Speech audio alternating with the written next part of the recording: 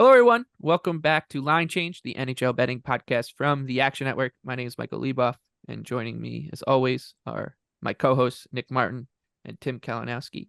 And together, the three of us are going to break down a pretty busy Tuesday night in the NHL, 10 games on the slate. And whenever it gets to be this busy, we like to start with a bang with our favorite underdogs. Nick, I have to cede the floor to you because I think people probably saw this one coming. Yeah, so I'm on Arizona as an underdog versus Tampa. They catch Tampa in a great spot after they play the Avs Monday night in Colorado. So the spot is the main thing here. And then if you're getting this price, we have to do it. It's going to be a bit of a soft sell because I really don't think the Yotes have played that well. They kind of got caved in versus Vegas, and they have some injuries on the back end. Kolyachonok didn't look great. Kesselring looked pretty good. So if they can just get Dumba back, that'd be good. But ultimately, we've seen enough flaws from Tampa where they've been kind of a hit or miss team. I think you could also consider maybe looking at like a Yotes reverse puck line here in the event that it's kind of just a complete blowout. And then you're going to get Jonas Johansson in Tampa's net, almost certainly, which he was strong early, but he really fell apart. Seems like Vasilevsky came back at the right time. So really just a spot and a number thing. I'm not going to boost the Coyotes play. I think they've been pretty mid, but maybe they can, follow up on that Vegas game and lock things down. I think they'll make it tough. We know it's a tough road environment for the Lightning to be in. So I think that's kind of the case there. Yeah. I like the spot, like the Coyotes here. And one thing I will point out, like the Coyotes have been underwhelming their process, but they're very much in the Western Conference. I mean, everybody's in it as they're so in it. There's two spots that are going to be the biggest gong show ever in the West right now. And I think you could feel pretty good that they haven't brought their best level yet. So, like, if this team does click into the gear we thought they might be able to find before the season, like you could feel pretty confident about getting this team into the dance. But yeah, if you have Turigny tickets and over 74.5 tickets, you're a happy man because they're on pace for 82 points and he's in the mix. There's some people pulling away, but he's, better than but in way better form than when we gave it out, right? Right. Yeah. And I think that those guys that were pulling away, like, so we're starting to see teams like the Canucks stumble, and we'll have to see. Hopefully, the Rangers do as well. But you're in the mix. The big one right now. Yeah, you're in the mix. That's why the three of us are always so happy on this podcast because we all have that all those tickets, Nick. That's why we're always smiling. Because we're gonna finish in second in the Jack Adams Trophy. I smile until I look at the Rangers record and think about not giving out Laviolette. Tim, anything on Coyotes and Lightning? Yep, I already hit it. I like the Yotes as well. You said it, the spot. We're not going to get Vasilevsky back to back here, so I'm willing to roll the dice on our favorite team in the NHL. My favorite underdog is Anaheim. This one is very ugly. They just got trounced against the Oilers. They've been playing terribly. This is a good sell job already. But I do think we see it all the time with teams when they get into these ruts. Like, they eventually hit rock bottom and they will start to trend back the other way eventually. Like, the process hasn't been good for Anaheim. But it's not so bad that you should just cross them off. And we knew that this team wasn't what they were on that 6-game jaunt when they went out east. They've obviously come back down to earth, but they have the high end skill. They're a little banged up without Zegras and Drysdale, but even without those two guys, I think that there's enough clinical, like, playmaking talent here and enough on the back end that you feel all right against a Canucks team that's finally caught some. They're stumbling over the hurdles rather than just like leaping over them. So not a fun one to make by any stretch of the imagination, but I do think it's a good buy low spot on Anaheim, a team that does have upside, Tim. Yeah, the number I'm going to be with the Ducks. I'm going to be with you on the Ducks as well.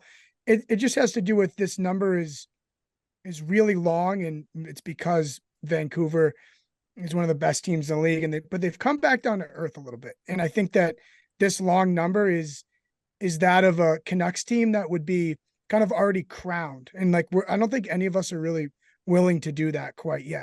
As we've seen evidently as of late that the Canucks have kind of, regressed a little bit, but that's why I think there's value on Anaheim here, and that I don't think the gap is worthy of what the price is being set at. And that's enough for me to roll the dice with Anaheim, right?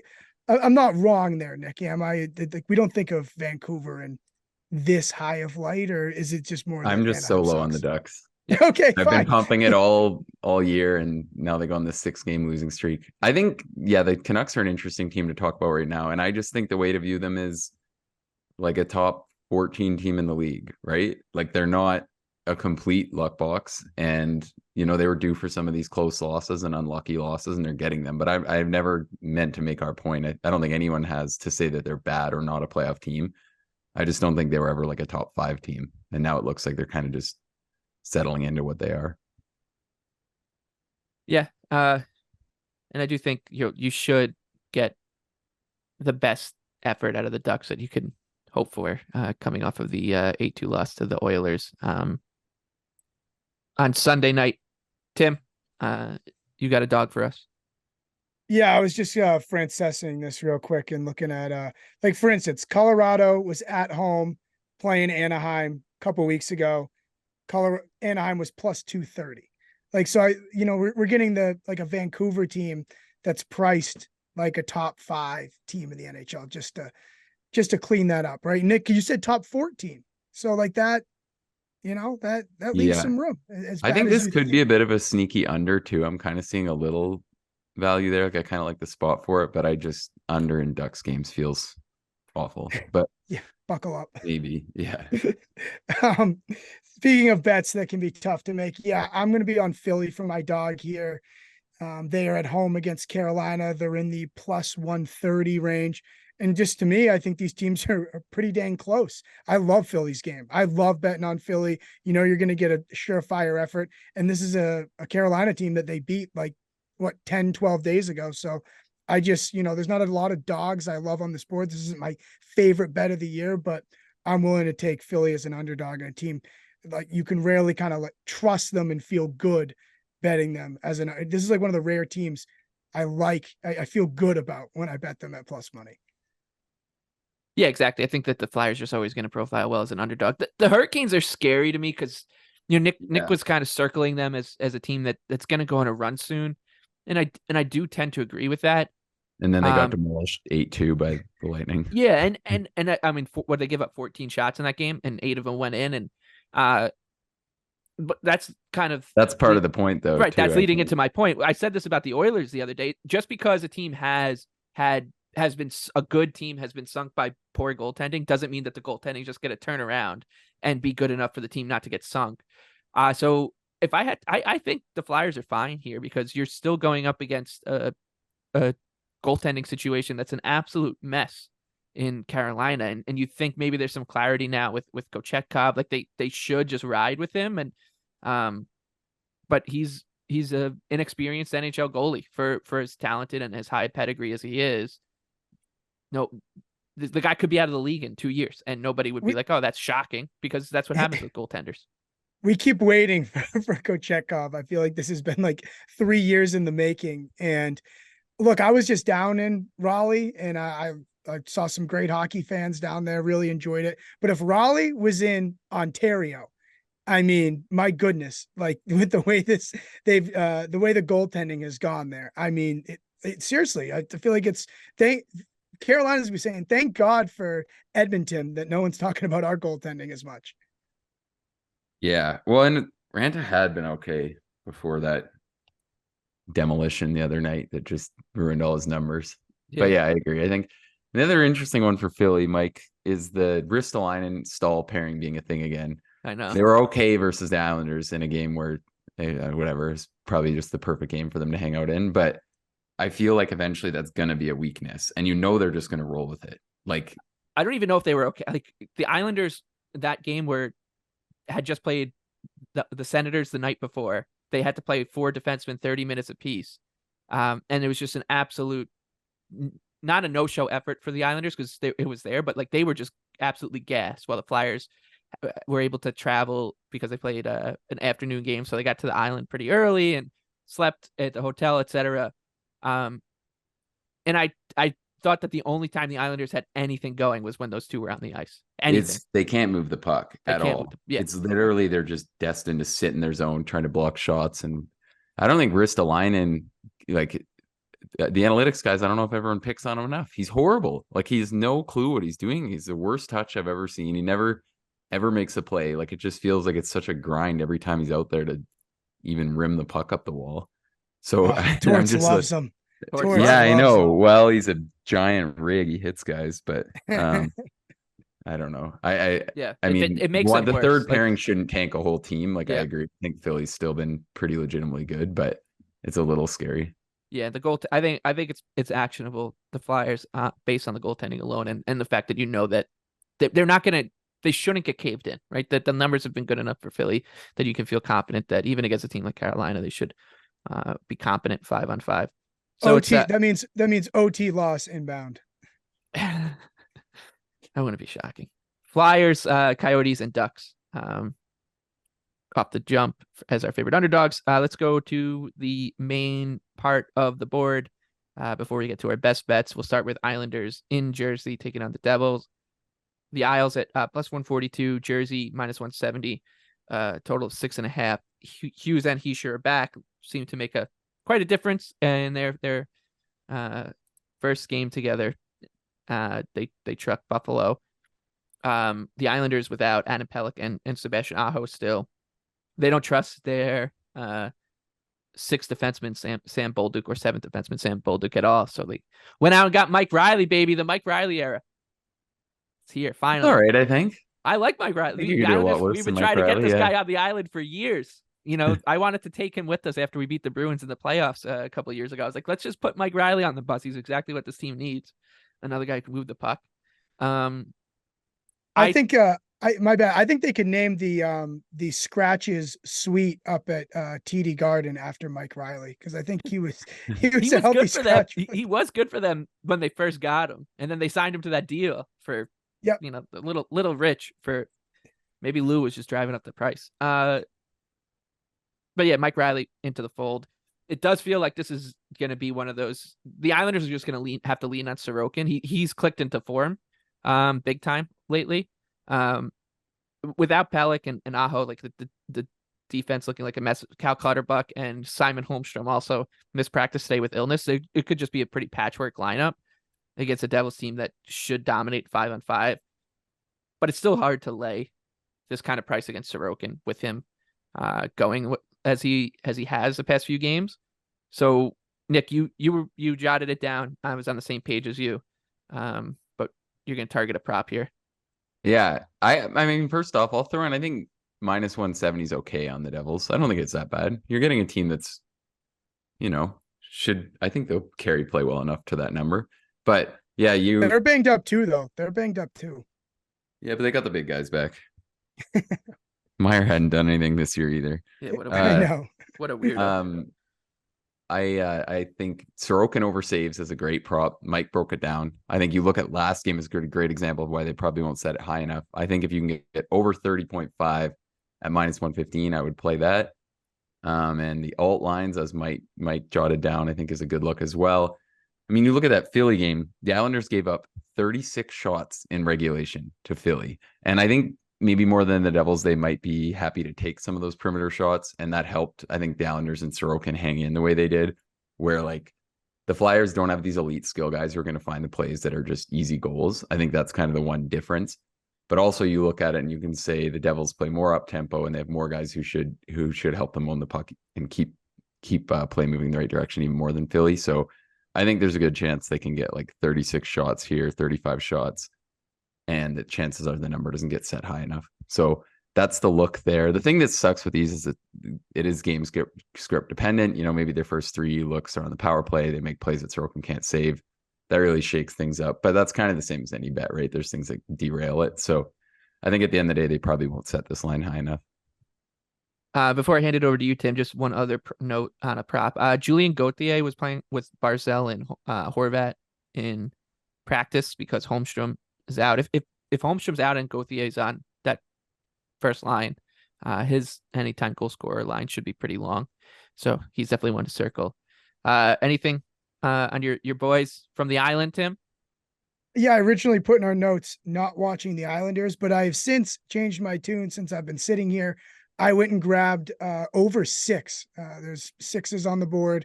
I think you mentioned it with the Islanders being banged up on the defensive side, and with New Jersey has the ability to score on anyone, that doesn't have a banged up decor. So I know it doesn't. I know it's not consistent with, I guess, a Sorokin over if I'm hoping for goals here, but I think that, we know it. Philly or the Devils defend so poorly that they're going to give up enough chances, I think, for the Islanders to get theirs and push this thing over 6. So yeah, I'm going to play over 6 here.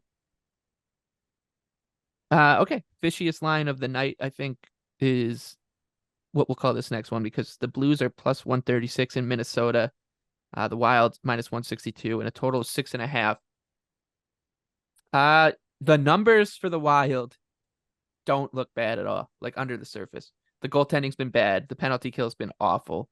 They don't have the scoring to punch their way out of situations when they're giving up soft goals. That's been the Achilles heel for this team forever. It does look like a little bit of a perfect storm situation for Minnesota. Yet they're still minus 162 hosting a Blues team that's over achieved relative to their preseason expectations. It just feels fishy to me. I do think the Wild will turn it around. They're better than this 5-2, I believe, stretch that they're on. Scary, scary, scary one to bet. Like one that I really think I'm very happy that we don't have to bet every game, because I'm very happy just to sit this one out, Nick. Yeah, I think this will be one where a lot of people look at the Blues and just can't get it and think it's like a smash spot.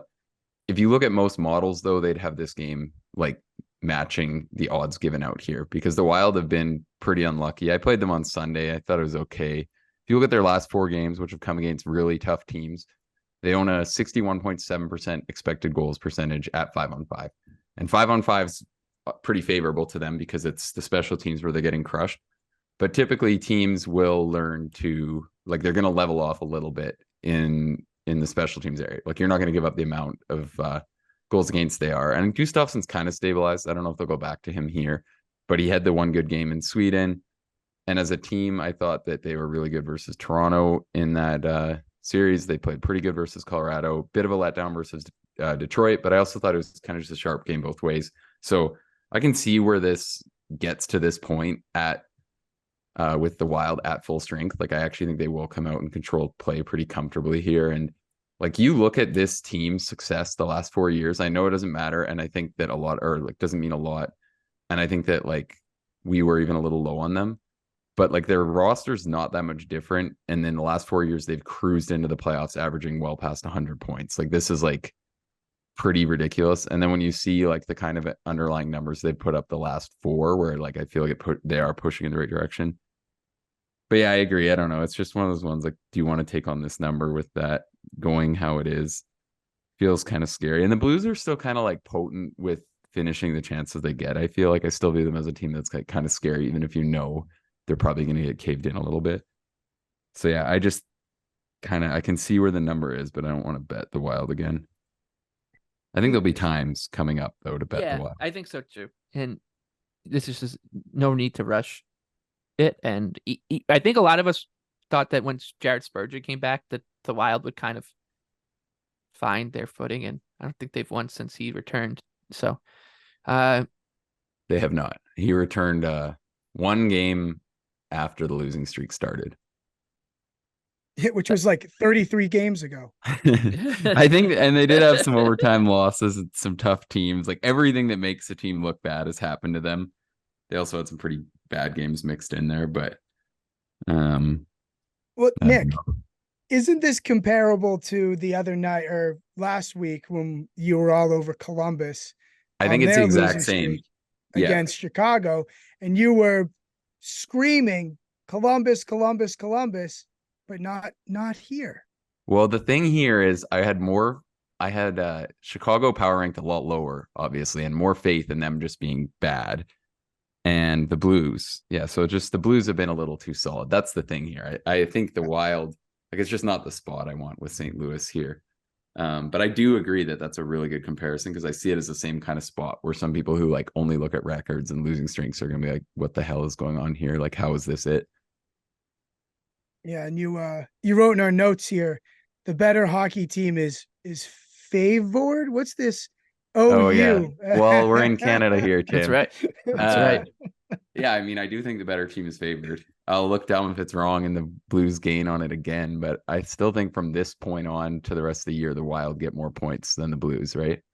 I agree, and I like the But Wild. I mean, It's this line just- is saying that and then some. So Yep. right. that's the other part of it.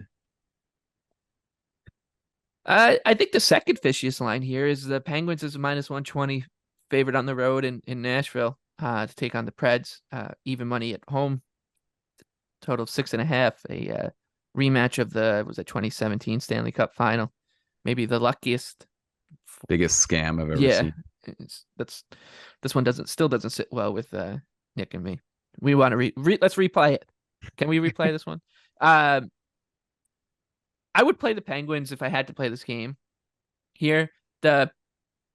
Nick was kind of banging the drum on the Predators not being as bad as their record a mere 8 or 9 days ago. They go ahead and rattle off a bunch of wins in a row. I will say the Penguins have since that they were started the season 3-6, they went on that winning streak, and since then their play has looked a little more suspect, and the goaltending has stepped up and bailed them out a little bit more. I think part of that is just injury clusters and some poor luck with players rotating in and out of the lineup, but that's every team's going to deal with that. This does say to me if you were to just home ice, you'd get Pittsburgh as a -140 team on neutral ice, and I think that's a little cheap on the Pens here. In Nashville, who have been better and should. Saros has looked better of late too, so it makes him a little bit more dangerous. But I think it. I'm trying to talk myself into a bet on Pittsburgh here, Nick. I just haven't got there yet. Yeah, I think this one looks about fair. We were just talking about the Preds and how competitive they've been when they were 4-10, and how it seems surprising, and then all of a sudden now they're 500, which feels like what they should be to me. And I think with the Penguins dinged up how they are, this just looks about right. I think Pittsburgh's a slightly better team for sure, but short some pieces and on the road looks right. I think Pittsburgh is closer to that good version of Pittsburgh, and I think Nashville is closer to that bad version of Nashville. I just, these teams are both 10-10. They've been, mere images of each other in terms of up and down this season. And that's why I'm going to land Pittsburgh here. I think their ceiling's higher, and I think they're going to trend better throughout the rest of the season. So Lieboff, I'm taking the bait. I'm an idiot. I'm going to go Pittsburgh here. I think they're the better team. Yeah, I'll probably be with you. We're all idiots on this show. Let's wrap this section up with the Kraken and Hawks. Seattle -175 on the road. Chicago +145. Total of 6.5. Chicago, by the way, they are live in the race for the wooden spoon because the Sharks don't look now, but those Sharks are climbing, man. They are climbing pretty quickly. 4-5-1 in their last 10. We're recording this on Monday. I'll be betting them on Monday night against Knicks Capitals at the Shark Tank. Nobody comes to the Shark Tank and comes out with a win. They're only 4 points behind the Wild, even though they played 2 more games. But Blackhawks are really struggling. It just looks ugly.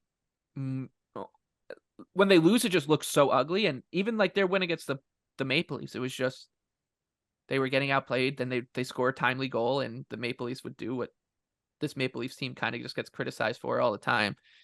So I don't like Seattle enough to bet them on the road as a -175 favorite.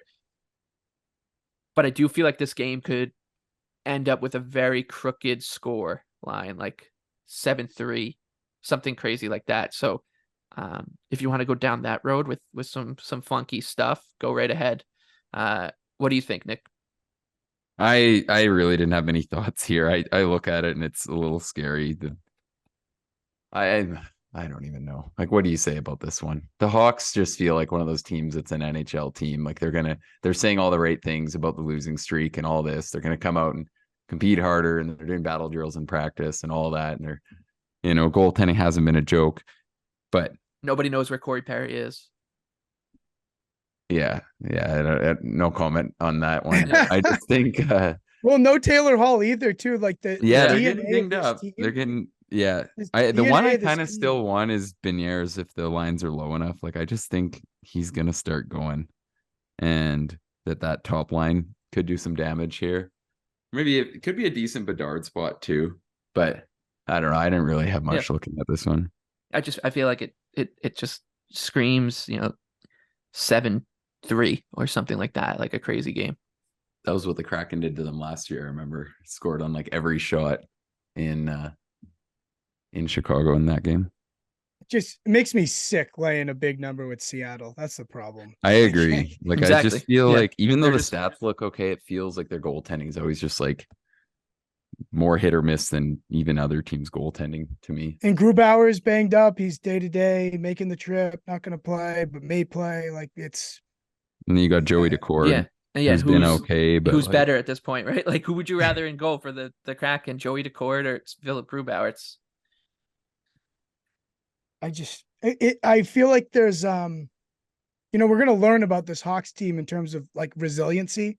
Like, they had so much positive momentum, so much to feel good about.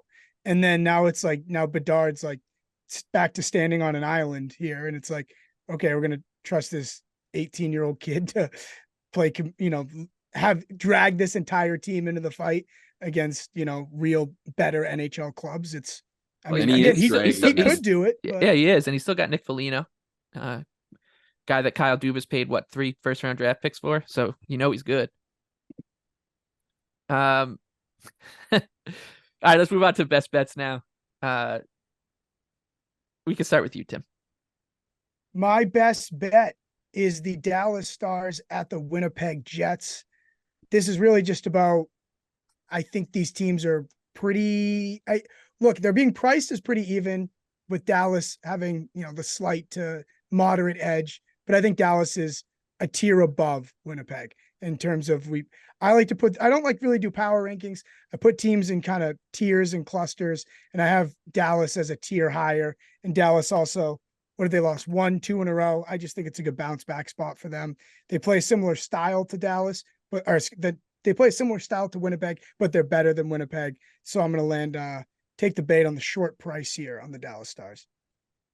Yeah, I like the Stars here too. And we love this Jets team, but I think you can put the Stars in a clear tier above Winnipeg, even on the road, and in the top tier, I think. Yeah. And the other thing about the road too, because I always make this point about the playoffs, and it, maybe it's just a feel thing. Maybe I should take the time to dive into it one day, but I always feel like I believe less in home ice advantage in spots where, something like there's a bit of a rivalry between these teams, and it's a huge game for Dallas, and they're not heading into like necessarily a bad schedule spot. Like, I think a lot of the thing with, like, when you look at the whole sample of home versus road splits is like there's times where teams are getting into San Jose at 3 a.m. Do you know what I mean? Yeah. And then like that goes into the sample. But like when it's like a game like this where it's like two of the best teams in the division, they're fighting, like whoever wins this game has the higher spot in the division, which is kind of becoming an interesting race, because it could be one of those things where it's a nightmare 2 versus 3 matchup. Like, if you win that division, you get God knows who, the way it's going right now, unless maybe like, I guess, a healthy Oilers, if they end up in that last spot, kind of sucks. But you get San Jose. Yeah, like you could Here come the Sharks. A huge mismatch, whereas 2 versus 3 in the Central could be this exact matchup. So it's a big game. I think the Stars will be ready to go. I think in like a spot like that, I put a little less onus on like the road thing compared to like Colorado flying into Arizona, or Tampa Bay flying into Arizona for a second of a back-to-back, like we talked about earlier in the show. So I think that's interesting, and goes to Tim's point that, like, I think as much as we love the Jets, the Stars have to be viewed as the better team. So I think you just take them with this game priced as pick them. And for what it's worth, Winnipeg in the schedule spot in terms of just finished a Southeast road trip, first game back, for what it's worth. Okay. Another game where I'm maybe a little confused by this line. The Florida Panthers are plus 120 on the road in Toronto. I think Florida's the better team. I know they've lost 2 in a row, which is kind of funny because they finally got healthy and kind of like that Jared Spurgeon thing we were talking about. They've lost since then. Everybody was waiting for Montour and Ekblad and the team just to get bodies back, and it's just not been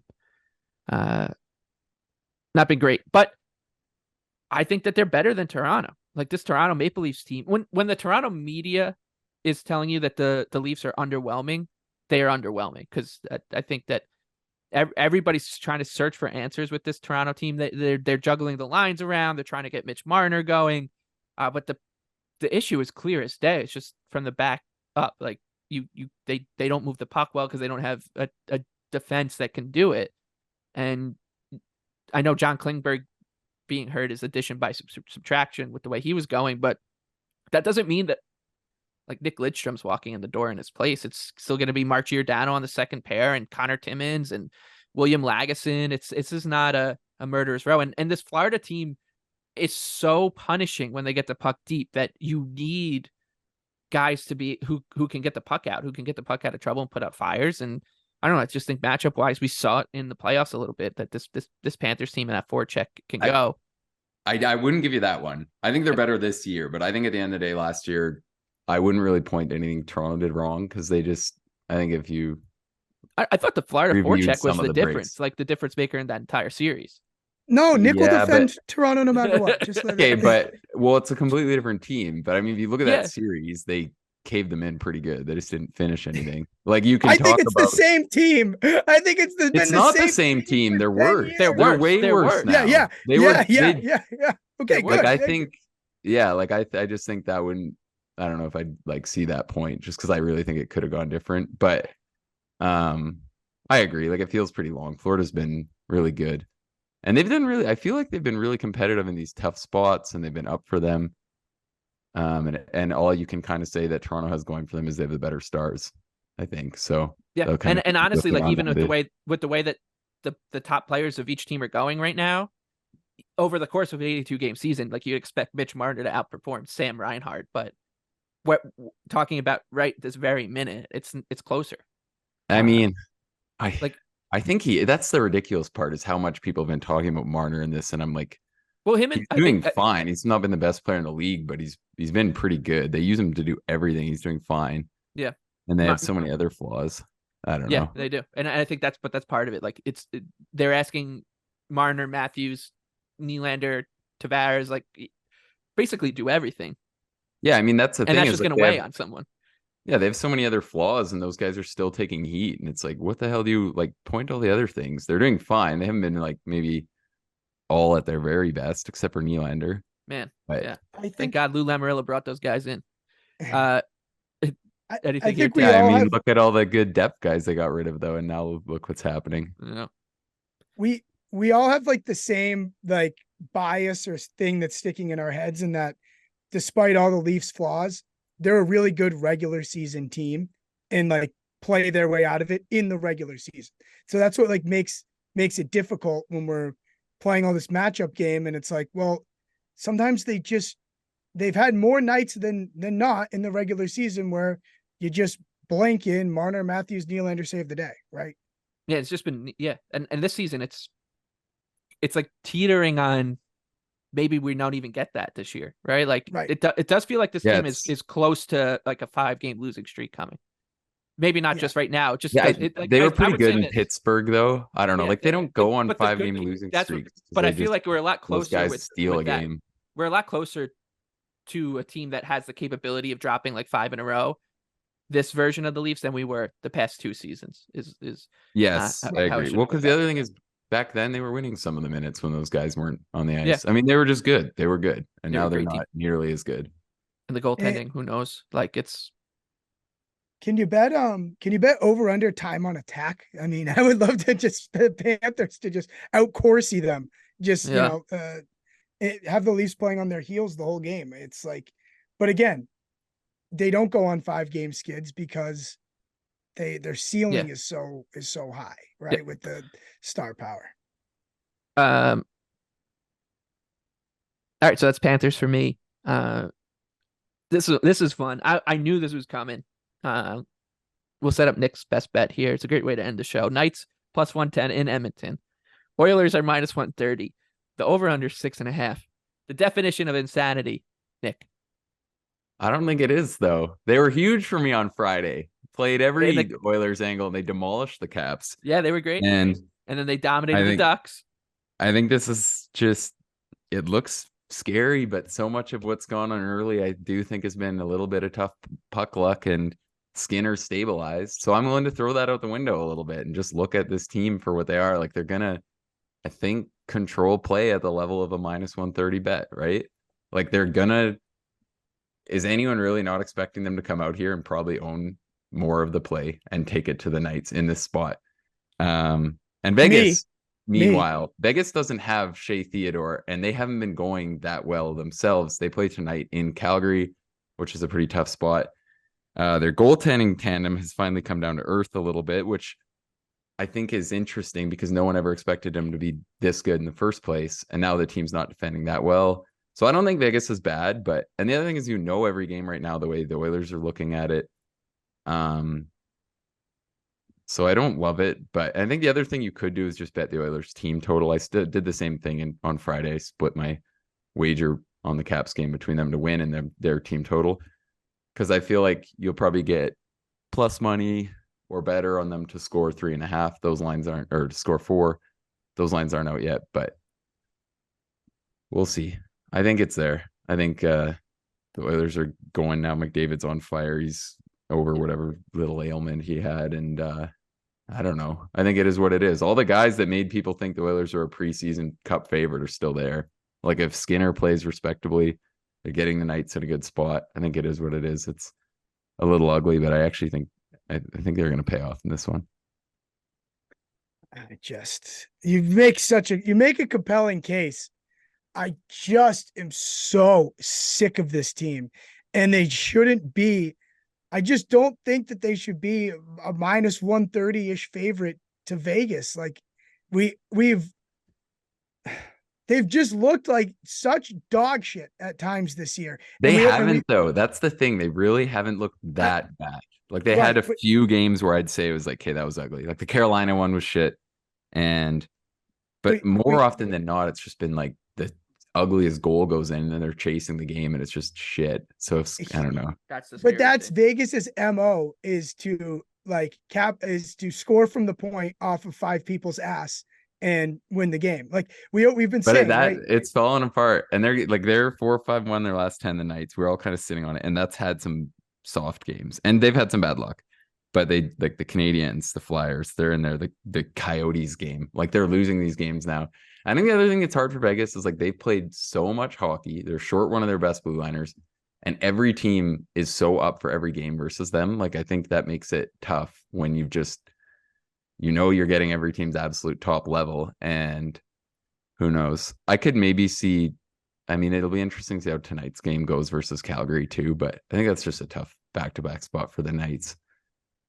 Well, here's the thing. Vegas at their best plays low variance hockey, right? And Edmonton, even at their best, plays high variance hockey. And I think that Vegas is the perfect team to limit mistakes and then punish Edmonton for when they make their mistakes. But I mean, you could say the same about the Oilers being a great team to expose, like a team that's not defending that well right now on a back-to-back in a game where I feel like it's just everything kind of points Oilers. We'll see. It's an interesting spot. Yeah. I feel like it's one of those. I think it's a great bet, even to make, especially when you're circling it as your favorite bet of the night. I think I don't have the stones. I don't have the stones to take Vegas. By the way, I'm really making you. I'm really making you earn it, though, Nick. Yeah, I think everyone on either side of this one's going to either feel like a genius or an idiot for their bet. Just because, like, I think, if the case for the Knights Cup champs as underdogs to a team that's like 7-12 is pretty obvious, but I made the case for why I think it's a little different than that. You did. No, I think it's a good argument, and the spot is tough for Vegas, who've been trending down, and I don't even blame them either. Like, it's ridiculous the record they have put up, and they Yeah. you But know, maybe Edmonton tough gets their coming off attention, those cups. unlike Yeah, other no, teams. that's true. And like, who knows how it goes in Calgary tonight, but I just think I expect Edmonton to play well enough, and maybe you could split it there. Or yeah, the other thing is, if you really hate it, consider the Oilers team total.